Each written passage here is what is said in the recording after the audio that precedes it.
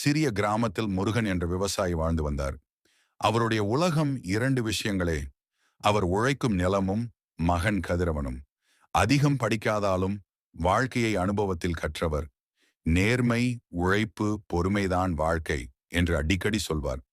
கதிரவன் படிப்பில் சிறந்தவன். ஆனால் கிராம வாழ்க்கை அவனுக்கு பிடிக்கவில்லை. நகரத்துக்கு போய் பெரிய மனிதன் ஆகணும் என்பதே அவன் கனவு. பெரிய மனிதன் ஆகிறதுக்கு நகரம் முக்கியமல்ல, நல்ல மனசு முக்கியம் என்பார். படிப்பு முடிந்ததும் கதிரவன் நகரத்தில் வேலைக்கு சேர்ந்தான்.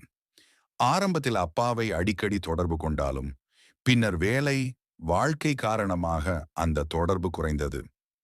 முருகன் மட்டும் ஒவ்வொரு ஞாயிறும் மகன் வருவான் என்ற நம்பிக்கையில் வாசலில் காத்திருந்தான். ஒரு நாள் நகரத்தில் கதிரவனின் வாழ்க்கை சிதறியது. வேலை போனது, நண்பர்கள் விலகினர், பணம் தீர்ந்தது. அந்த இரவில் அப்பாவின் வார்த்தைகள் அவன் மனதில் ஒலித்தது. உழைப்பு ஒருபோதும் ஏமாற்றாது. எந்த எதிர்பார்ப்பும் இல்லாமல் கிராமம் திரும்பினான்.